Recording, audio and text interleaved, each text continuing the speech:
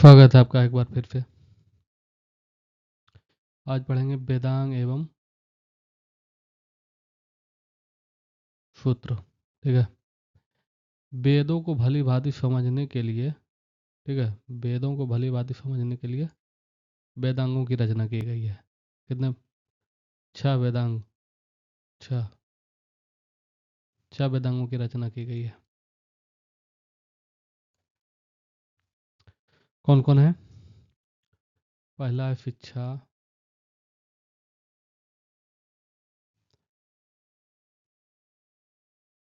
मतलब शुद्ध उच्चारण शास्त्र। दूसरा है कल्प, कल्प कर्मकांडीय विधि।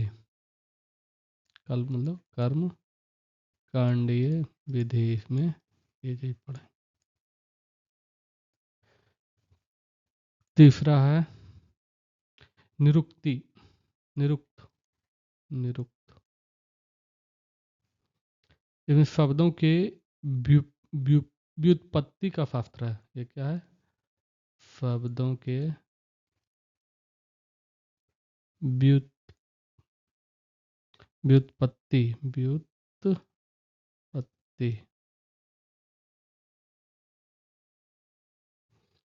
पत्ति का शास्त्र।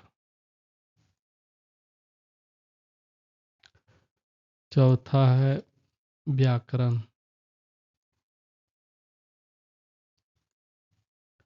पांचवा है छंद। और छठा है ज्योतिष।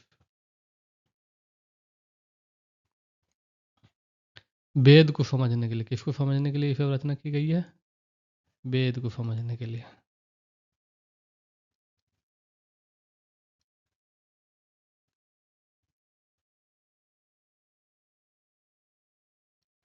ठीक है।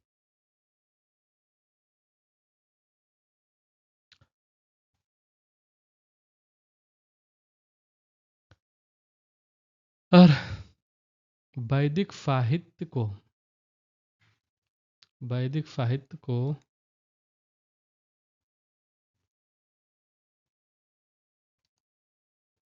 साहित्य को अक्षुण्ण बनाए रखने के लिए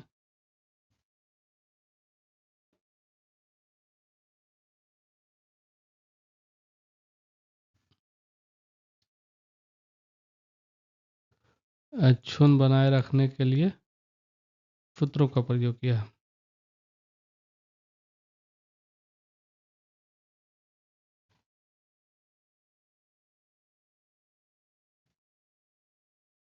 सूत्र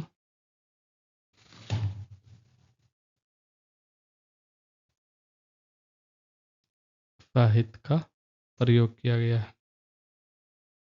ठीक है। इसमें कौन कौन है? इसमें है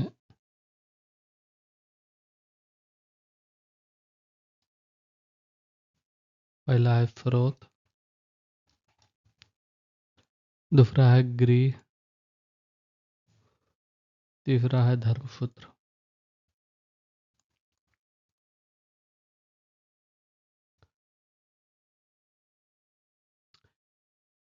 इन तीनों से, स्रोत, गृह और धर्मसूत्र से हमें क्या, हमें जानकारी मिलती है?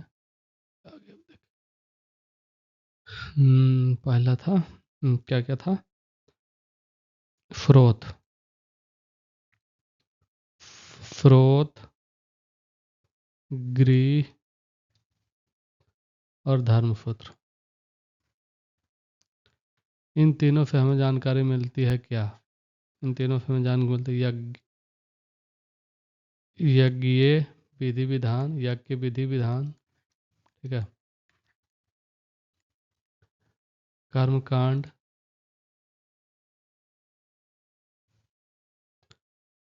राजनीति, विधि एवं व्यवहार से व्यवहार से संबंधित जानकारी हमें मिलती है। कहाँ से मिलती है हमें? स्रोत, गृह, धर्मसूत्र से। प्रमुख सूत्रकारों में, ठीक है, प्रमुख सूत्रकार है, प्रमुख सूत्रकार कौन कौन है? गौतम बौधायन।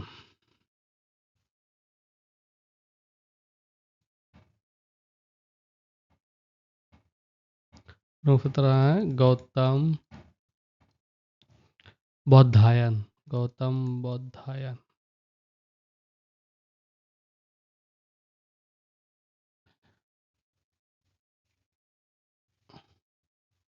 एक हो गया गौतम बौधायन, दूसरा हो गया आप स्तंभ।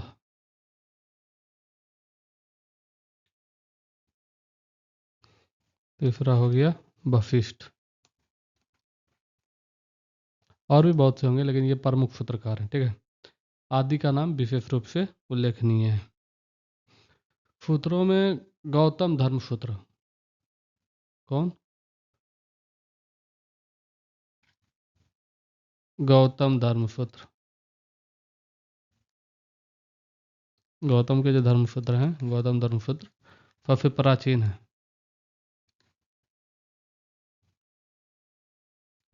सबसे प्राचीन माना गया, सबसे प्राचीन। चलिए आगे बढ़ते हैं। पुराण।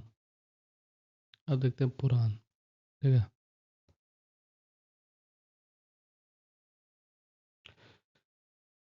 पुराण भारतीय ऐतिहासिक कथाओं का सबसे अच्छा क्रमबद्ध विवरण पुराणों से मिलता है। ऐतिहासिक कथाओं का क्या मिलता है? ऐतिहासिक कथाओं का क्रमबद्ध ज्ञान, क्रमबद्ध ज्ञान हमें कहाँ मिलता है? पुराणों से मिलता है, ठीक है। इसके रचयिता थे लोमहर्ष। कौन थे? लोमहर्ष। या उसके पुत्र उग्रश्रवा। उग्रश्रवा, ठीक है। इसके पुत्र थे लोमहर्ष के पुत्र थे उग्रश्रवा। यही दोनों से, ठीक है, यही दोनों में से को है, ठीक है। इनकी संख्या कितना है? इनकी संख्या 18 है। कितना है? 18 गो है। पुराण कितना है? 18 पुराण है, ठीक है। जिनमें 5 प्रमुख हैं। 5 कौन कौन प्रमुख हैं? प्रमुख, एक हो गया मत्स्य।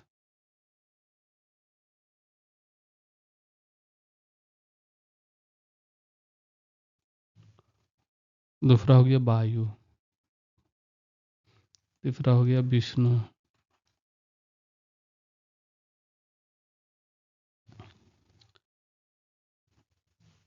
चौथा ब्रह्मन। पांचवा भागवत।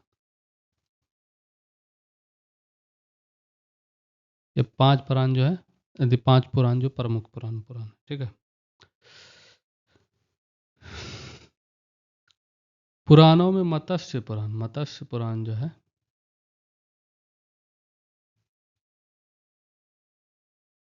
मत्स्य पुराण सबसे प्राचीन है, सबसे प्राचीन है, ठीक है। और मत्स्य पुराण आंध्र सातवाहन वंश से संबंधित है। इसमें हमको किसकी जानकारी मिलती है? आंध्र सातवाहन।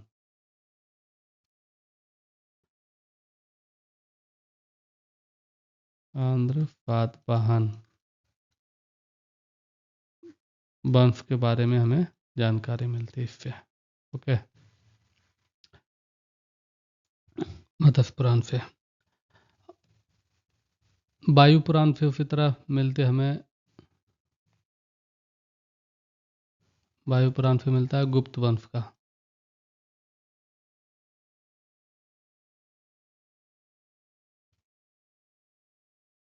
वायु पुराण से गुप्त वंश का।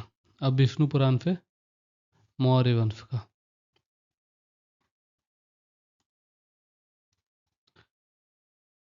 इनसे जानकारी मिलती है हमें, ठीक है। सबसे पुराना कौन है? मत्स्य पुराण। अधिकतर जो पुराण है वो सरल संस्कृत श्लोक में लिखा गया है। किसमें लिखा गया है? सरल संस्कृत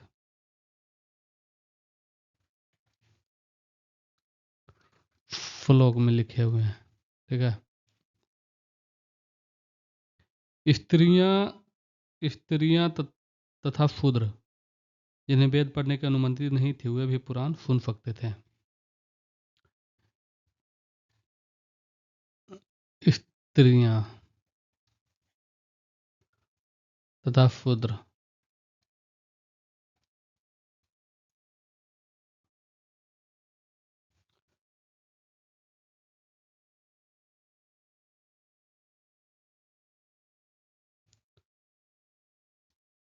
स्त्रियां तथा शूद्र जिसे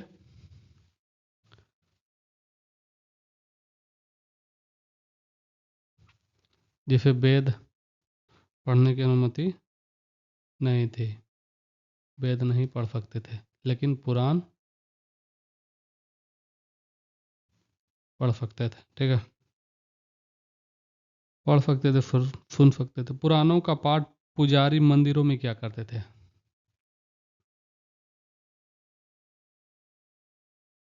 पुराणों का पाठ कहाँ होता था? मंदिर में। कौन करते थे? पुजारी करते थे, ओके।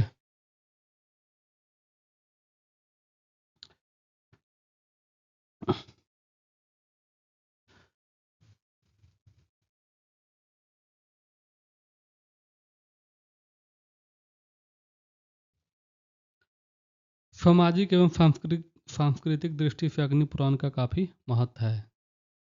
अग्नि पुराण का काफी महत्व है। कैसे है? सामाजिक एवं सांस्कृतिक दृष्टि से।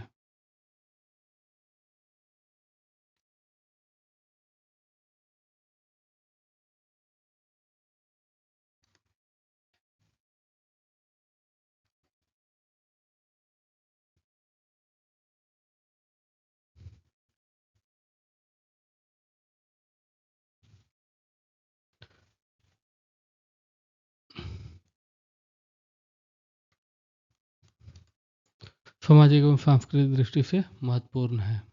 महत्वपूर्ण है। कौन महत्वपूर्ण है? अग्नि पुराण, ठीक है। इसमें क्या है? इसमें है राजतंत्र के साथ साथ कृषि संबंधी विवरण भी दिया गया है। अग्नि पुराण में क्या है? राजतंत्र है, राजतंत्र के बारे में जानकारी मिलती है एवं कृषि से संबंधित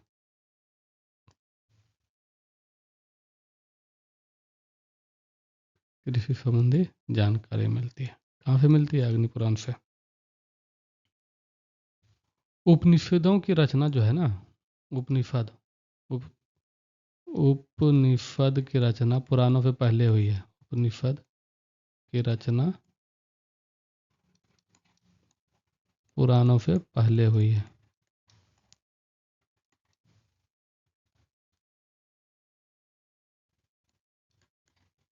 ओके।